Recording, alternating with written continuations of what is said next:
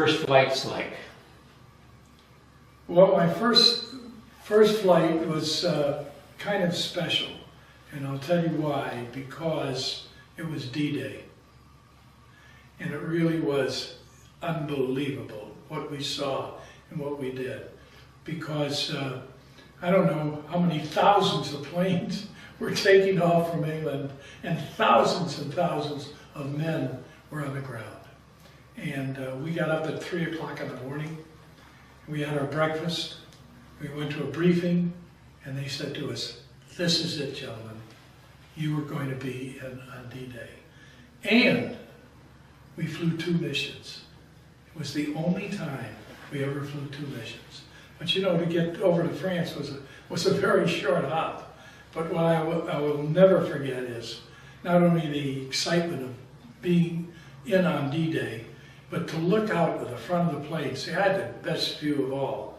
To look out from the front of the plane, look down on, I would say, the ocean or the channel, but there was no channel. It was nothing but men and boats going over. It was an incredible experience. And it was a short hop. Came back, gassed up again, went back, found another area to bomb. So that was something very special to not only have been a part of D-Day, but to survive it. And let me tell you, if I'm able to, I plan to go back to Normandy next year for the 70th anniversary. Not only to fly there, but to be there. And something special is, that's why I got shot down. Later on. Yes. What did you bomb on D-Day? On the coast or inland? Inland. The first mission was inland, and then we came closer to the coast on our second mission.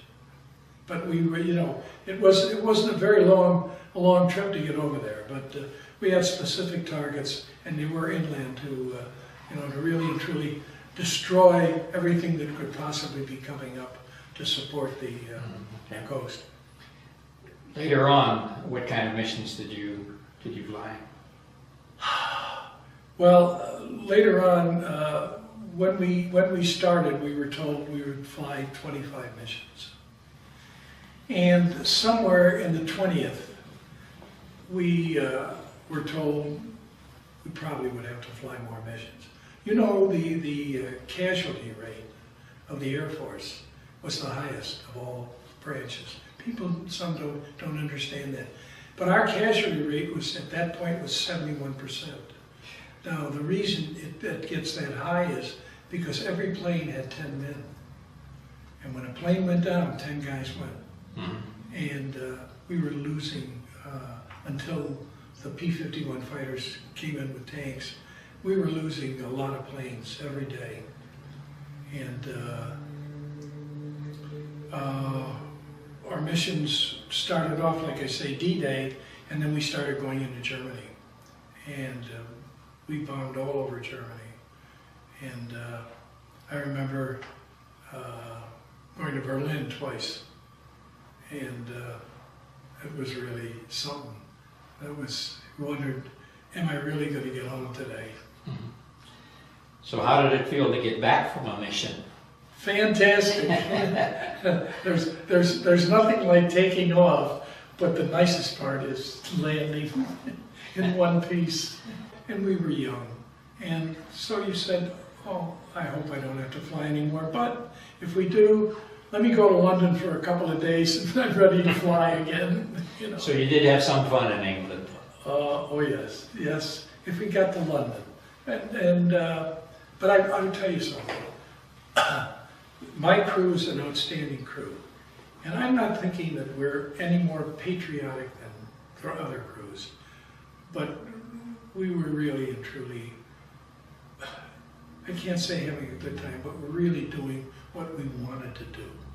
And there were thousands of us like us. You know, we're not any special than any other of these, I call them young flyers, that made it or didn't make it. But we all wanted to do one thing. We wanted to defeat that enemy, and we wanted to drop our bombs all over the place. Now, your 35th mission was going to be your last, and That you was knew my that, last mission, and right. you knew that was going to be your last Yes. mission. What were your thoughts before taking off? This is it. We had, our stuff was already almost all completely packed, because they said they'd take us back. You had an opportunity, you could, if you wanted to fly more, you could, if you wanted to. Some people did, I did not. I thought, now I'm gonna wear my Eisenhower jacket, I got a couple of ribbons on it, I got a bar on my shoulder, and I'm gonna go sell war bonds all over the country. That's all we talked about, and oh man, are we gonna have a great time, you know, and we've done our job. And, but it didn't happen. So describe your last flight.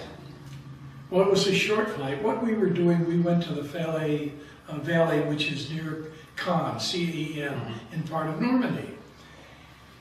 And outside of there, this is where the Germans were on the ground, or solid in the ground in that area. They hadn't been moved out. Montgomery was supposed to come and sweep around behind them, and he never did. He didn't get there. So they decided to send us over to bomb 3 bridges that day. Now that's very unusual, but we did.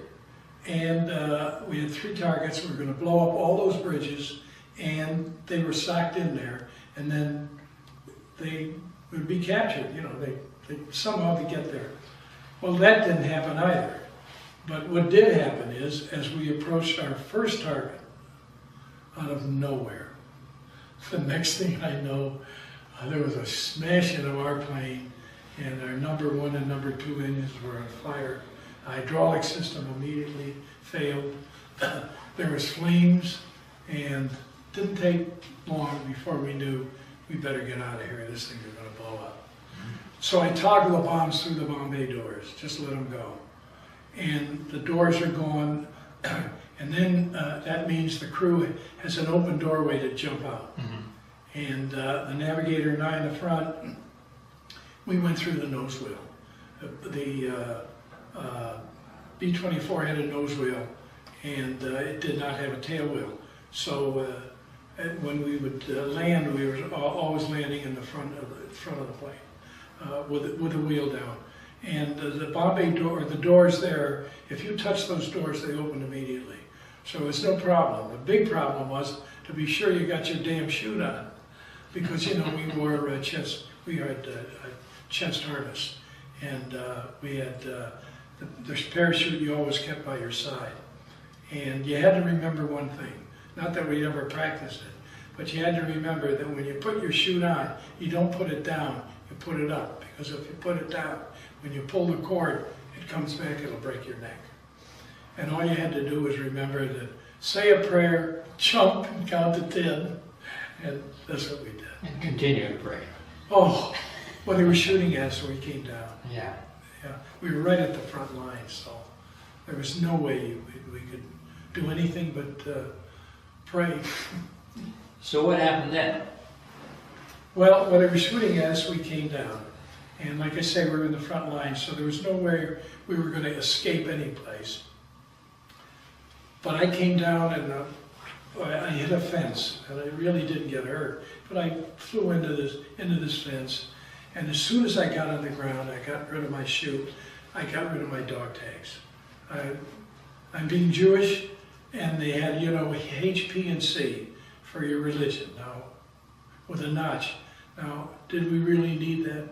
I didn't think so, but I want to be sure that I wasn't smart enough to convince them I was a Hindu, so I got rid of my dog tags. And within minutes they were there. I had a 45. The only thing I did good with a 45 was I shot the bomb site before I left. You know, just that I did, and that's the only thing I ever hit with a 45. And when they came toward me, I just, you know, for you the war is over. And I threw the gun away, put my arms up, and within a very short time, they had all of us together. And there were a couple of times when you think, like, I'm going to be 91, okay? I didn't think I was going to make it to 21. And I'll tell you, because, well, I'd never bailed out before. I'd never been in a burning plane before. All these thoughts go through your mind. I was over close to the channel. I knew if I went into the channel, I'd drown, so I played with the ripcord to get me back on land. And then when they captured us, they put us into a cemetery. They marched us into a cemetery. And it was a front-line cemetery. There were bodies in there. And I thought to myself, now this is it. And the German officer said, 9-9, we do not kill our prisoners. Well, I think that fortunately we had treated the prisoners here, particularly the Luftwaffe here, were treated like, you know, like they were part of our organization. And Goring had sent out the word that people from the Air Force were to be protected. So they captured us, but they told us they do not kill our prisoners. So we were very fortunate. So that's why they had Luftstalag. Huh? Yeah, special for, you know, for us Stalag Lufts. Yeah. So then you went. How long were you in the prison then? Well, it was we couldn't get out of the front lines for 4 days or 5 days because the the fighters were shooting up everything, so they couldn't move us. But they finally did move us. I went to Paris. It was my first time in Paris, and it isn't the way I wanted to go to Paris. And then I went to a Dulag Luft, which is an interrogation center. Okay. If you don't mind, I'll tell you that the Germans were totally convinced that each and every flying American officer knew everything that was going on. They were totally convinced of it. So they created interrogation centers. And so they took us to an interrogation center outside of Frankfurt, Germany. And it was there that something incredible happened. And it's proven because, you know, as you get older, the stories get broader and bigger and you become more of a hero. Well, we're not heroes, but I will tell you this. I went into solitaire, and then they take you out of the room and they psych you. You hear noises and all this, getting you ready for your interrogation. And I went into a room, there was a young Nazi, but he spoke perfect English. It was incredible. I mean, his accent, there was no accent. And we talked, and he wanted to know everything he could. I could tell him, and I told him name, rank, and serial number. And I said, I don't know anything else. That's all I know. He said, you do. And he sent me back to my cell. That happened 3 or 4 times. And the 4th time I came to him, and he said to me, Lieutenant, I want you to know something. I know who you are, and I know what you are. When he said that, I knew that I was in trouble. And he said, however, I can help you. And I looked at him and I said, I don't understand. And he said, well, let me tell you something. He named my mother, my father, my brother, my sister, my grammar school, my high school, the theater that I worked in as an usher. And I looked at him and I said, I don't understand. And he said, well, you see, you lived in Buffalo, New York, on Claremont Avenue. And he said, my parents lived on Ashland Avenue, which was the next street over. And he said, you were their newspaper boy. Can you imagine that? Now, you can make up a lot of stories. You can't make that one up. No, you can't. And it was just unbelievable. And he said, I will help you. And after the war was over, when we got our records, he put a question mark under religion. So, did he have to do it? I don't know. Did he really save me? I hope so, you know. Did I ever see him again? No. Did I go back to Buffalo and look for his parents? They were gone. His father was a piano teacher, and I was their newspaper boy. So how long were you there? A year. And when we got held up, when we were way over, we got sent in boxcars through Germany to the Baltic Sea, way up north and getting close to Poland. And when the war ended, we got liberated by the Russians. And the interesting thing about it is, the Russian prisoners we were picking up on the Western Front didn't want to go back to Russia. And we were not forcing them to go back. And therefore, when the Russians had us, he decided they're going to keep us for a while, and they did. They wanted to take us down the Black Sea and to Odessa and release us there. Well, our commanding officer said, "We're not going through Russia. You may never get out." So I had a great, wonderful commanding officer. His name was Zemke, Colonel Zemke. Famous 56th Squadron, and he was outstanding, a tremendous man. And he ran our camp. I met so many wonderful, incredible men, really tremendous guys. Unfortunately, they're all gone now. So when you came back to the States, what did you do? I went back to college. I hadn't graduated. I had the GI Bill. And you know, when we came back, it was a different time than this time, or Vietnam, or Korea, certainly Vietnam. I mean, we came back, everybody was so happy to see us, they thanked us, the government was behind us. It was the most cohesive time in our country. Everybody had been part of the war, and everybody was happy to see us and help us get started again in life.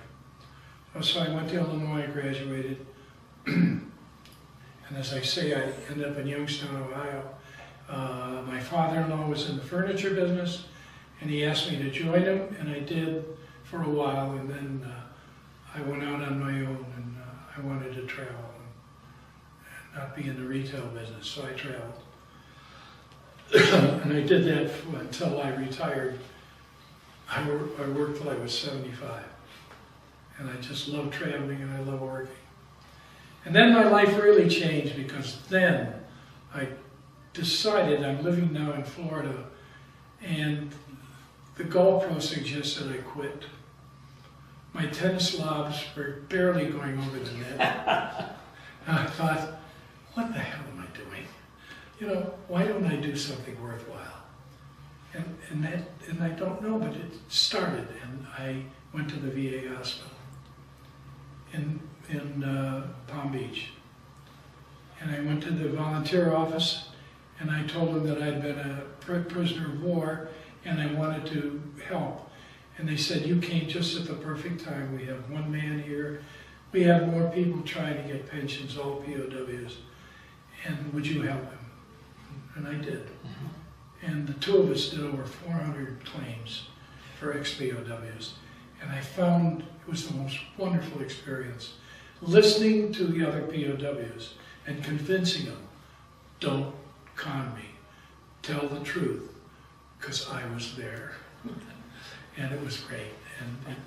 And then in 2006, the director of the hospital, because by then the guys were disappearing and weren't that busy, called me in, and they have a blind rehab program, which is not true in every veteran hospital. And she called me in and explained to me that we were now getting these, I call them kids, but these young real heroes from Iraq and the global and the war over there. And you know, so many of them lost their, from IDs, whatever it was, they lost their eyes. And they were blind, and they were being trained. But there was no dog to help them afterwards. And so she said to me, you see, there are no funds for dogs. And like my dear friend Tom, working with them, when I heard that, she said, do you think if we line you up with an organization, particularly up in New York State, that you might start to see if you could raise funds? And that's what happened to me. And so I created an organization called Vets Helping Heroes. And it's been the greatest experience I ever had. It's just been marvelous. We raised close to $4 million. And my organization, I hate to say I, but I do have an organization, and there are eight of us involved in it. And we have now placed close to 90 dogs throughout the country. And it's just been a phenomenal experience. And I can't tell you anything more satisfying than what's happened to me and my group. So you travel all over now with your dogs? I don't have to travel anywhere. I hear from people. Okay. And they call us.